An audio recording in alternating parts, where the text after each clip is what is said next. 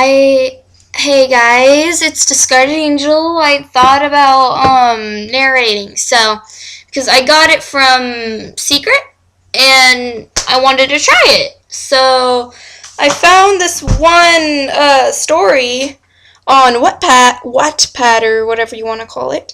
Um and I thought it was interesting. It's a creepypasta story, like their own. It isn't like official or anything. It's just their own creepypasta story they made up. Well, the person who made this was Jeff the Killer. It's a her just for your info, and yeah, I'm gonna read it for you guys. I'm not sure if this is gonna be good, but yeah, so let's get this started. The title is You Should Have Listened to Me, my own little creepypasta story. Well, not mine, but the writers. I I woke up, tied down.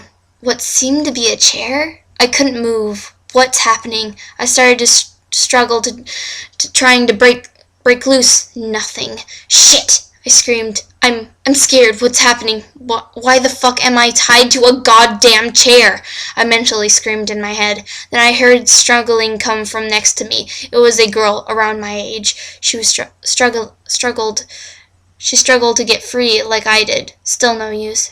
Hey, I called out, hoping she hear me. Hey, she turned her eyes to me. What's your name? I looked over to her. Why the fuck should you know? She screamed. Well, if we're in here together, shouldn't we know each other's names? She glared at me. And then sighed. Lucy. She shook. I looked around the empty, dark room. I'm Ivy. I smiled. She didn't say anything. How did you get here? She glared back over to me. I don't know. Fairies? She yelled. She clearly didn't like me.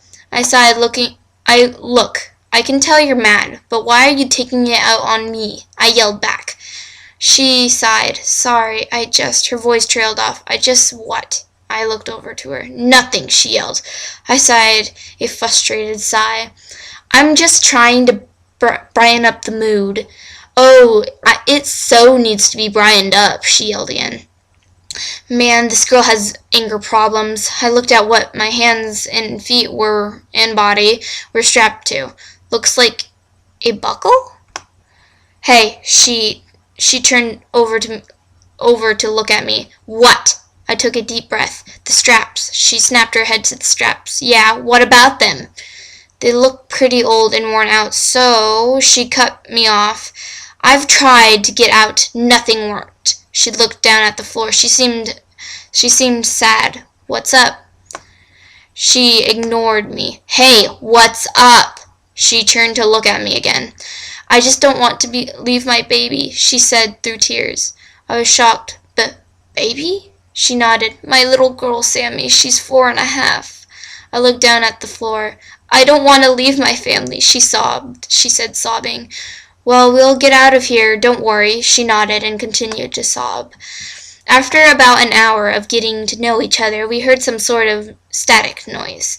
Then a man's voice came through the static. We both looked at each other, horrified. The man's voice was very deep, not like human, but more electronic.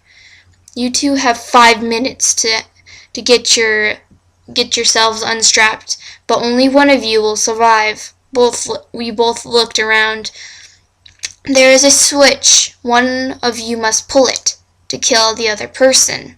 I was now shaking with fear. That's what you must do to save yourself. Kill the one next to you. And if you two choose to kill other than you both, you will die. The static came back on, then disappeared. What the hell? She screamed. I don't want to kill anyone. Hey, it's okay. We won't have to kill each other. She looked over to me. Tears stained her cheeks. He said, I cut her off. Oh, forget what he said. He could unhook one of the belts, right? She nodded. Well, we both get up and bolt for the door. To get the hell out of here. She nodded again. Then we just sat in silence. I felt like hours had passed. It felt like hours had passed. I heard her talking to herself. Should I kill her? No. Yes. No. Yes. No. She repeated that over and over and over again. Now she's creeping me out. An hour passed. Still nothing. One more hour. Hour. Nothing. Hour. Nothing. Hour. Nothing. Hours. Still nothing. I felt like days, months, years before one of the belts snapped.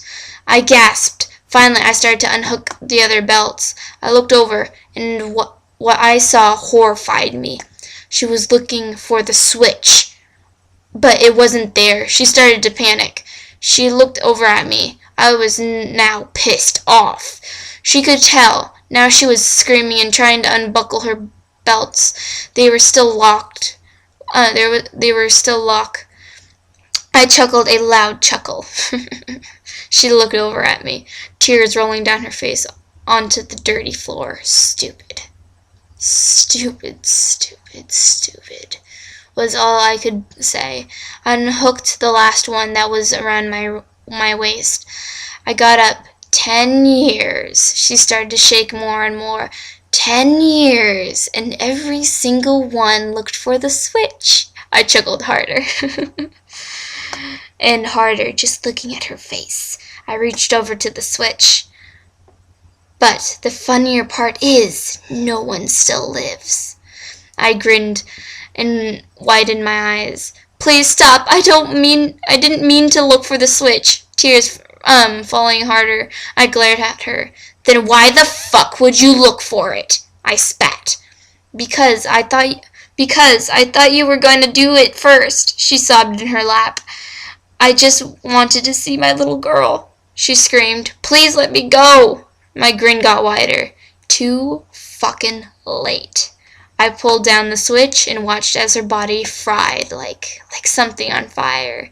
I grinned, making my face stretch until it couldn't go any further. I shut it off.